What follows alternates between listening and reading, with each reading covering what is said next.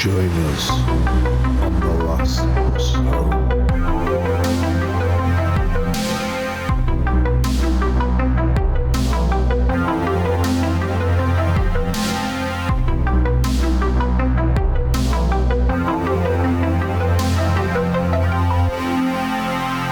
Right, so next time you see a priest and he does that, just whistle at him. Makes sense, Lee. It does. Works every time. Well, when you're right, you're not wrong. So, but I know there's more to this meeting than that. There is, mate, there is. Tonight I am taking you underground. So deep down in the caves and tunnels is where we're going to be going tonight. Caves, tunnels, and holes so bottomless that you think you'd be staring down the devil's arsehole. It's But that. Lee, tunnels and caves scare you. Scare the shit out of me, mate. Thank you for mentioning. I think it's... See, my fear doesn't really lie in the paranormal. My fear just lies in the fact that there's maybe like an inch between you and a wall all around, and you've got no way out, and if your torch goes out, you're screwed.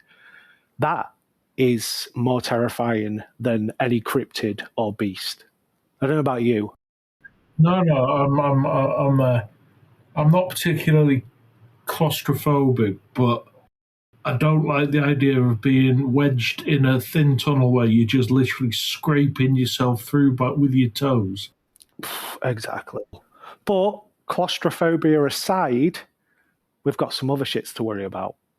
Now, I'm talking monsters, ghosts, goblins, and some creatures, mate, that basically it looks like someone just glued a load of shit together and that happened. This is just outside of, judging by the nature of our chats, this will obviously be the weirder stuff, but also in caves and tunnels and underground, there's snakes, spiders, scorpions, just to name a few. Exactly. Goddamn hellhole. And spider scorpions and snake rats and spider bats and all sorts of like crossbreeds. This is it. Caves are just where the knobheads of nature go to hang out. Cave knobs. Cave knobs. How's about that? Yeah, that's where you go if you got to take your pick between cave knobs and swamp knobs. I'll say. What I've done, mate, is I've prepared a little list of all the kind of creatures you're going to find that dwell underground. And then I'm going to move on to a few eyewitnesses. And then what I want to do is finish up with a few of my favourite cave beasts. And we've got some treats for you. So, Cave beasts. Cave beasts. Buckle up. Let's take this bus, put the headlights on, and off we go, because we're going somewhere dark. So a few of these beasts I recognise. I think we've come across before. The Tatzel worm. Is German, I believe. Switzerland, Austria. But same Teutonic. that way over there. So this is a stubby cat-headed reptilian. That sounds pretty messed up. Said to be between 2 and 7 feet long, with front legs, claws, and a thick, legless, worm-like rear. So basically just 2 legs at the front and a worm for an arse. That's slow worms. I'm sure there's a known kind of wormy, snaky creature that has 2 front legs. I'm sure Definitely. There's slow worms. Could be a little bit of government breeding. You know what them bad boys are up to. So this creature is said to be fierce, so you don't want to be bumping into it. It's got toxic breath. We've all smelt that. So it's reported in the alpine caves and crevices within Switzerland and Austria. In 1779, a farmer named Hans Fuchs saw 2 dead and died soon after, basically from fright. So old Hans Fuchs saw that thing and he just clapped his clogs. That's how scary the Tatzel worm is. At least one Fuchs was given then. Exactly. When he was done. Poor dude. I just like the sound of it. A stubby-headed cat with like just a worm body. Sounds messed up. Nature's cruel mistake. Moving on. Let's touch with kind of one of my favorites, the old reptilians, the lizard people. So these are said to be kind of cave dwellers. So intelligent, humanoid reptilians living in vast underground cities and tunnels. 1934 Los Angeles engineer G. Warren Shufeldt claimed to detect tunnels and catacombs via radio X-ray. He said he was describing gold artifacts and mummied tall beings linked to reptilian lore. Now, it says no evidence has ever been found, but the story, it persists. I, for one, believe Warren that he's found these creatures underground, and the government don't want that shit to get out there. I think it's the one where they had a firefight with them. Or am I thinking of something else? Something else. I'm sure there's a story of someone in a cave system and like the military and some reptilian force, and they were having a gunfight in a tunnel. Sure. Now, I've never heard of that story, but I already buy it. It's probably I'm sure you do. I will dig it up and we'll cover it because sounds good to me. Yeah, it's probably going to be more of a UFO, UPA being kind of a deal, but yeah, I'll dig it up. There was a gunfight anyway, or a laser fight or something. Well, that's true, because I always associate reptilians with the UAP lore. I think they are from another planet, but unfortunately they're on this planet, living in the caves, messing with us, doing experiments. Well, yeah, obviously, they're super intelligent. They're able to literally travel between planets, so they're quite technologically advanced, but they live in caves. And I always thought, if you ever encountered a reptilian, what would you ask it? And I'd ask it, do you have a sense of humor? Because I can't imagine they do. I don't think they laugh at anything. I don't think there's a reptilian stand-up scene. Do you know what I mean? I just think they're humorless, boring shits, and that's why they're messing with us, because it's got nothing better to do with the time. How's about that? I think that's a bit harsh. I don't think the way their faces are really built for a smile, but who knows?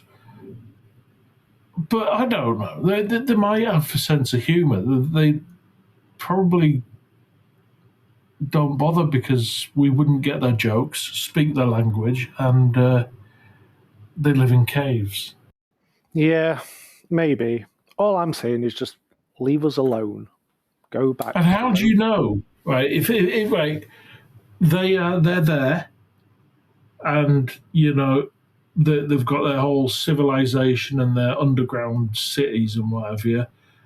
How do you know that the media are not in touch with them and they're doing our comedy writing? I kind of buy that. I think they're more involved in the military as opposed to the comedy scene of humankind. How do you know Bill Burr and Adam Sandler aren't reptilians? Possibly.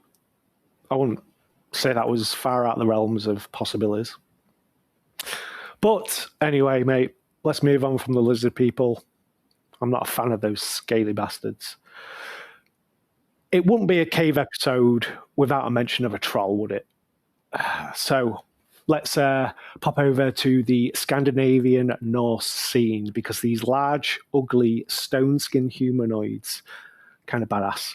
So they turn to stone in sunlight, or so the stories go. They're hostile raiders and said to have come from mountain caves. So they just pop out, nick some stuff, maybe eat some humans. They are said to feast on humans, unfortunately. We are pretty tasty to them. Christians, specifically, isn't it? Yeah, I think they go for certain types of humans, maybe, but who knows? Maybe certain ones taste better. Do they pinch animals, do you think, as well? Livestock? Yeah, they mess with livestock. Well, it says that they emerge from the caves to kidnap or attack the Icelandic people. Not good. They're not basically shown in a good light. I don't think... I used to think trolls, with the big long hair that we used to have as kids. These aren't those trolls. These are the bad boys. So, as you mentioned earlier, mate, dragons. Now, we do have to include dragons because when they go to sleep, they have to sleep in a cave, okay? So these fire-breathing winged reptiles that I'm sure everybody knows. A lot of stories come from European and Asian caves. Some Asian types inhabit underground rivers, that type of things. A lot of these come from medieval night tales. Again, a lot of lore, not really any eyewitness accounts, but I'm not ruling it out. I think these things can exist. I think it's maybe a throwback to dinosaur days and some T-Rex just developed the ability to fly. I'm not sure, but I'm all about the dragons. Do you think it could be just a European medieval knight doing a bit of travelling, going somewhere new and seeing a crocodile? No, I mean just seeing a crocodile when you've come from London, for example, and you've spent weeks on a ship, you get off, and there's a croc. Okay, moving on. We're going to be going to the Japanese mountains for a creature called the Tsukinoko. This is a short, fat, viper-like snake. It jumps, it rolls, and it even speaks. Reports of that. It rolls, mate. It jumps, does it all. So what are we doing? Are we head to tail like a wheel, or rolls because it's fat? So sideways, like a haggis. No, I think a straight up wheel. Oh, okay. Yeah, I think this does this in style. But it's said to hide in all like the crevices of the caves. And this one's pretty folklore heavy, but there are occasional rural reports of sightings in mountainous cave areas. So this creature has been seen. When I think about it, I think it would look kind of gross. It's like a short, fat snake. That to me is like a maggot kind of vibe. And yeah, I'm not a fan of that. See one of them. Yeah, I need my snakes to be long and thin, to be fair. Exactly. And they get too far in the cave. Well, that's it. They just need to be long and thin, and then I can class them as a snake. If I'm faced with a snake that's so stubby that it can't, like, wriggle. Like a micro snake. Like a huge maggot. Yeah. That's what I'm thinking as a fat snake. Like, just a really big maggot. Where there's not a lot of winding room. Yeah, that's gross. Not good. Either way, not good, mate. Right, let's check out some Chilean caves. So this one is called the Chiruf, a molten rock fire beast that's said to dwell in the Chilean volcanoes and caves. This one is definitely rooted in a bit more folklore because it's said to cause earthquakes as it moves underground. Some of the indigenous legends describe it as staring in the volcanic caverns. So, okay, moving over to the Congo, and we've got a giant spider for you, mate. So this is called the Jabafofi. So it's a massive Congo rainforest spider, up to 5 foot leg span. So it's a big boy. It weaves giant webs in the caves found deep in the jungle. 1890s to 1930s, there was quite a lot of explorer accounts. These were all like kind of missionaries. They described huge webs and spider sightings all over the remote cave systems. So, it was spotted fairly regularly, this bad boy. They're still kind of mentioned these days as well, like in places like the Congo, because obviously war and like unrest stops you visiting these places, as well as there being like uncharted jungle areas, surrounded by warfare that you can't get through. There'll be some right thriving of nastiness. True blue, mate. Like undergrowth.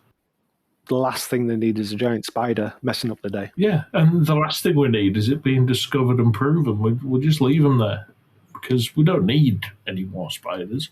I'm happy knowing. I'm happy. And there'll be no big fly here. Because if we find them, someone's going to want to catch one. Someone's going to want to bring one over here and keep it in a tank. Open up a goddamn spider park where you can take your kids to visit the giant spiders. You know how we do. Yeah, and then there'll be some kind of weird accident and, well, the rest writes itself. Well, let's get away from these spiders. Let's pop back over to the UK and look at the Beast of Blue John Gap. You heard of that bad boy? Because this is from the English Peak District caves. Oh, I went down there a few weeks ago. I was down there. No way. Did you see any beasts? Well, nothing supernatural. Well, Local. you clearly missed the Beast of Blue John Gap because it's massive. And it's a bear-like underground predator. And it lives in the I didn't cave. go underground.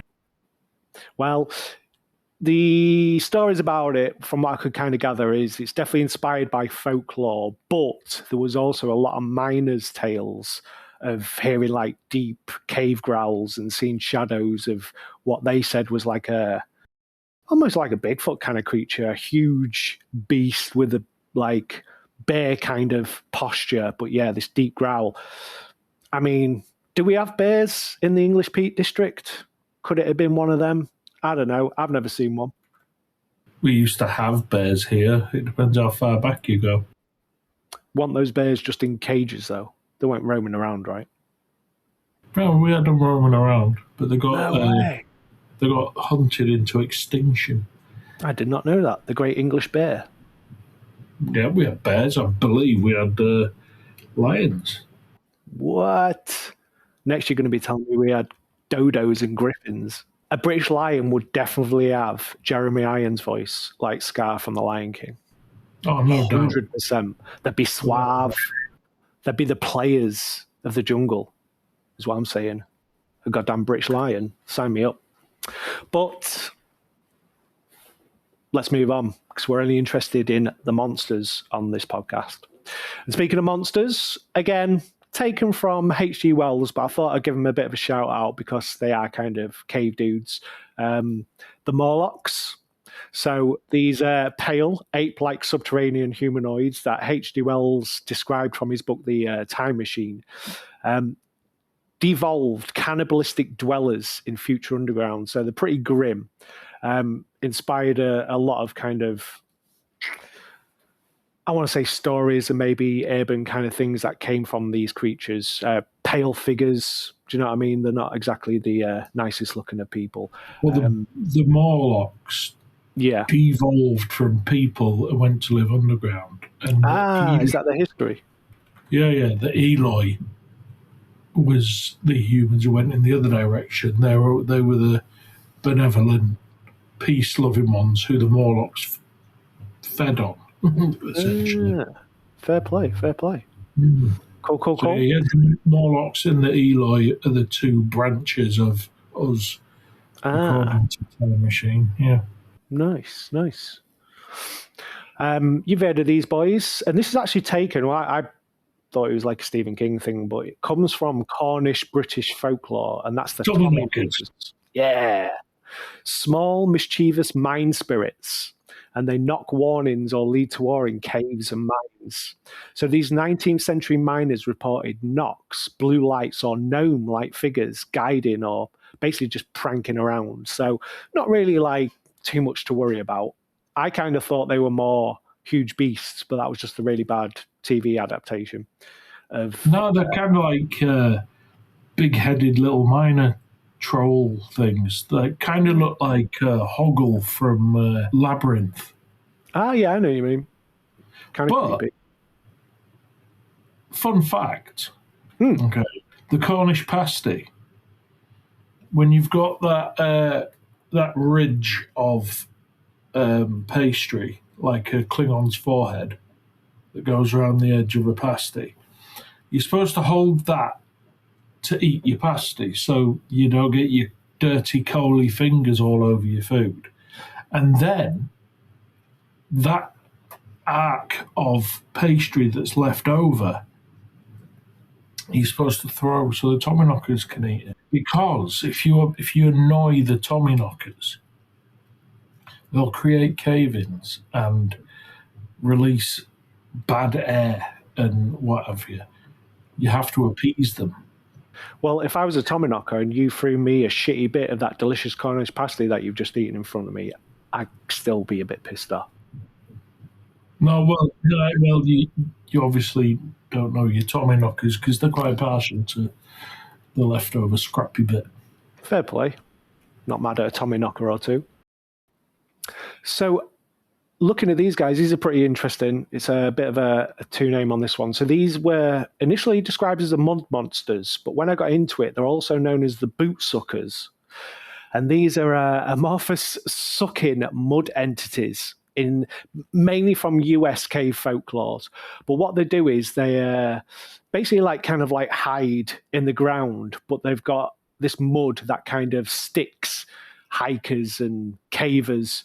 But a lot of cavers kind of talk about these, and the stories from the NSS, which is the National Speleological Society. And this described these creatures as boot-trapping goo or shadowy forms in wet passages that basically get cavers. So they're not nice. I'm guessing when they trap a caver by sucking the boot, they don't let them go. The caver just dies, and then the goo eats the caver. That's what I'm thinking.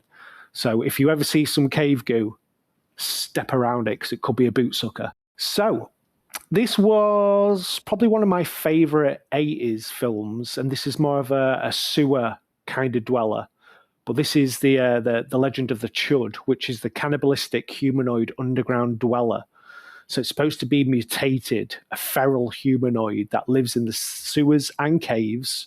Again, urban legend, bit of movie inspired. Occasional US urban explorers claims of pale, aggressive figures deep down in the tunnel subways that they associate with these chuds. I kind of think, the American sewer system, it's pretty vast. It doesn't seem that out of the realms of possibilities to me that some creatures are down there and they feast on humans because probably get bored of eating rats. So I buy it. I'm calling truth on that one. Anyway, let's pop over to the Alpine Mountains for the Bebegadzi. And this is a snow or ice gnome. This guy's got huge feet. It lives in the Alpine Mountains within the caves and the tunnel systems. French-Swiss kind of beast. And the folklore describes as emerging from caves, especially during avalanches or winter, to feast on anybody kind of caught in the avalanche. So again, not the best of creatures, but at least they ain't murdering willy-nilly. It's just getting the poor avalanche dudes. So this one is an Icelandic creature, and pronunciation on this one's going to be difficult, but it's called a landvatir, which is land wights. So an Icelandic rock land spirit, and this inhabits caves and mountains. A lot of these kind of sightings seem to be cave dwellers, but not really they're attacking humans. So again, might be kind of a nice spirit, just wanders about doing its thing. So over to Indonesia for the Ebu Gogo, and this is a small, hairy, cave-dwelling hominid. Indonesia, Flores, that type of region, said to mimic humans. So probably nonsensical rambles, and then it hears humans and just basically kind of copies them. Which is kind of creepy. The Nage tribe legends claim they lived in caves until historic expulsion, linked to Homo florensis fossils. Is that in relation to the orang pendek? Ooh. That's the Southeast Asian little hairy hominids as well, but they're ginger or reddish. No way. I like that. I just like the sound of little hairy hominid. Kind of I think it would be a 60s love song. Do you know what I mean? Not too sure. So this guy was made famous through the tabloid legends, and I think it kind of spun off into a bit of urban folklore, but we might have some American viewers rolling their eyes at this one. But this is the Bat Boy, which was the half-human, half-bat creature found in a US cave. 1992 Weekly World News claimed captured in West Virginia's Hellhole Cave. All satirical, but again, it kind of bred a little bit of folklore and urban legends around it. And you know me, mate. Again, if someone told me there was a Bat Boy, I'd be like, okay, probably exists. Somebody puts a grainy photo in the Weekly World News, you're all over it. All over that shit. All over. So yeah, so that was a little look at some cave dwellers, some beasts, things like that. So I'm going to go now to just a couple of eyewitness accounts, just from a few of the creatures we did. But again, I think most of these things sort of come from folklore, and if something's in a cave, it probably don't want to be seen. So, there was actually a sighting of the group slang back in 1917 in South Africa, so near Wonderhole or Bottomless Caves. So an English businessman and prospector, Peter Grayson, actually vanished while searching for treasure and diamonds. And as we know, the group slang likes to keep its diamonds close. So this guy might have been onto something. You've got to slay the group slang if you want to get the diamonds. So his party had been attacked by lions earlier, but local legends and reports attributed his disappearance to the group slang. The massive kind of like as elephant dude we spoke about earlier. But yeah, Grayson reported boasting about this thing, as you would. Sage Party's found his camp deserted with no trace. Rumours persisted that the creature dragged him underground. So that's what you get. So do you think it eats people like a snake, like a big lump going down its body? But then again, it's more of an elephant, isn't it? Yeah, I don't think it's particularly long. Who knows how the group slang eats? So, as we talked about the dreaded lizard people earlier, yeah, we got some eyewitness on those bad boys. So, G. Warren Sufelt in 1934, this was beneath the Los Angeles, in the Los Angeles cave system, California. So it was alleged to be like a vast underground of like city and tunnels. G. Warren, the guy I mentioned, claimed to have detected extensive subterranean tunnels and chambers. So I said before he used like this radio X-ray. So I'm not sure if this was something that he developed specifically, but basically he said that this stuff showed him these underground tunnels. Why there's no evidence to this? I don't know. What was you doing, Warren? But he described an ancient race of reptilian humanoids, the lizard people, and they were all living in these catacombs. And again, as I mentioned when we were going through these, he said he detected gold artifacts and mummified remains. Now, I think that all links into like Egyptology and stuff like that. I think the reptilians were pretty much the boys with the Egyptians, and that's how they gave them the knowledge to build the old pyramids. And then whatever happened, the reptilians just have to go underground until a day when they can come above and take full control of us. I just don't like them. I don't trust them. And it's not just because we've got scales. I'm not hating on anything with scales, but yeah, I'm not a fan. Not a fan at all. I hope Warren was wrong. You're prejudging everyone with scales, though. Right? I am, but it's where the word prejudice comes from. Mate, sue me if, okay, right, I'm coming out live on air. Yes, I am prejudiced against reptilians. Listeners, if you want to hit me up for that, go for it, but I just don't trust those scaly bastards. I don't. I think they have it in for humankind, and I'm not about that. Right, mate. We are gonna finish up this trip with a couple of my favourite cave creatures, and the first one is quite a popular one, but we're going to take the bus over to Kentucky. Okay, so anyone will know this one. Yeah. This is the Hopkinsville Goblins. So quite a famous little story, and I'm calling truth. I don't know about anybody else. So these small humanoid creatures were described as goblin-like by witnesses. So the events around this took place in 1955. These occurrences happened close to the proximity of the vast cave system, so that's kind of said where the goblins sort of came from.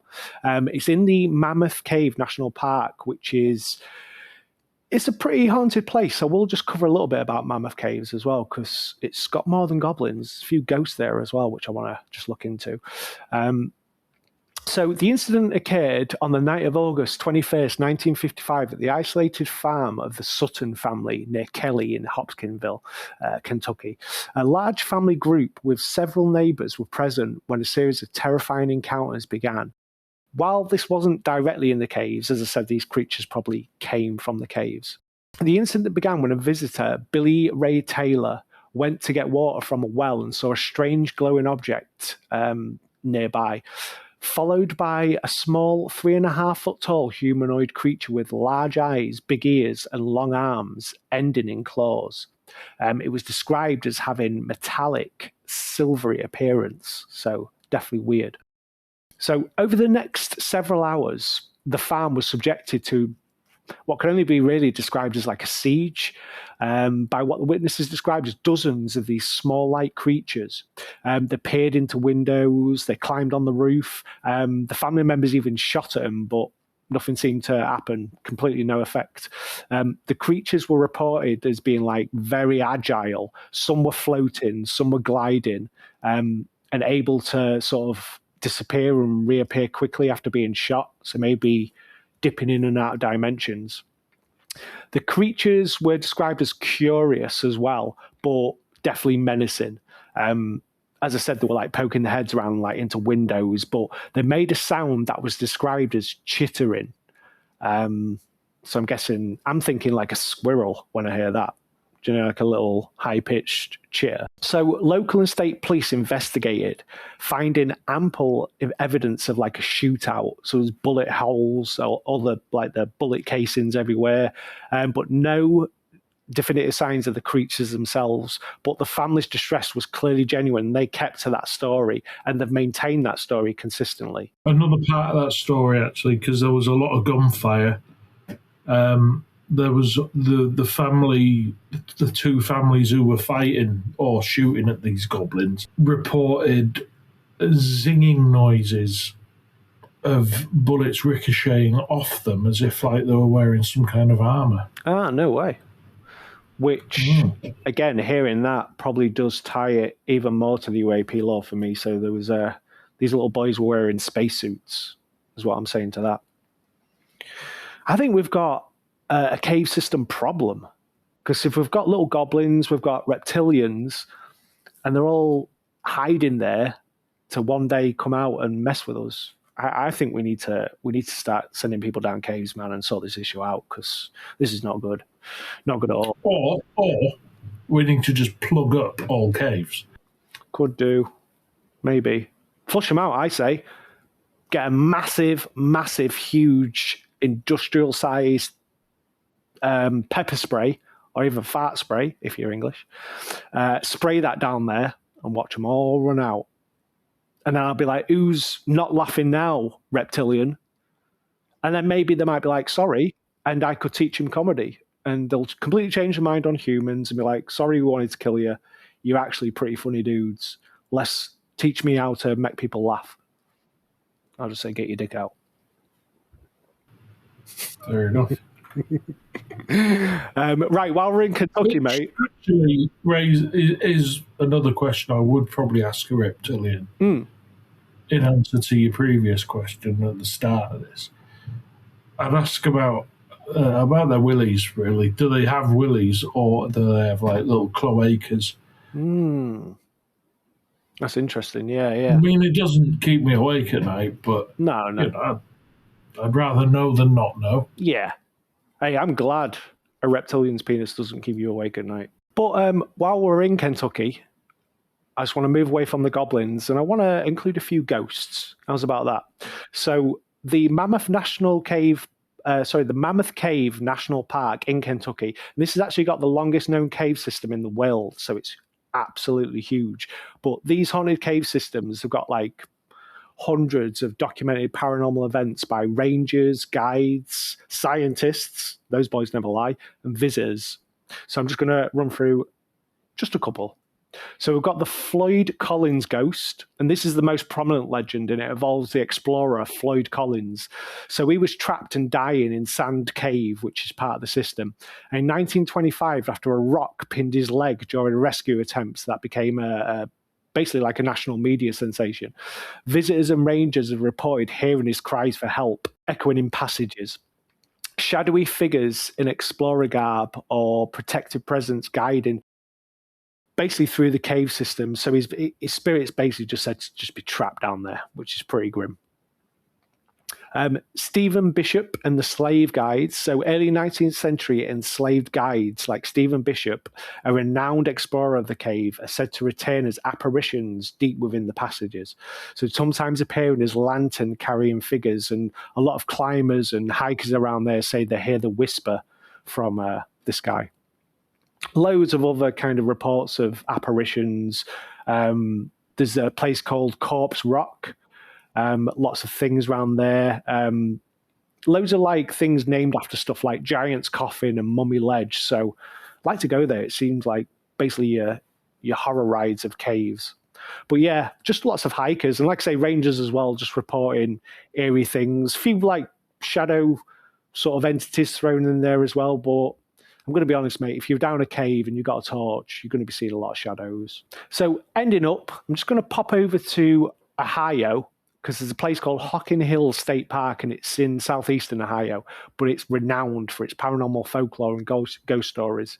So there's a few places within that place. Just want to look at them. There's one called Old Man Cave, and this is the legend of Richard Rowe. So the cave is named after a hermit who actually lived there. He reportedly lived in the cave in the late 1700s. He was a reclusive figure who dwelt there, basically just roaming around, and he was said to have like a loyal white wolfhound. According to the story, he died in the cave, possibly from an accident. Who knows? There was a lot of ice, things like that. Could have just froze to death.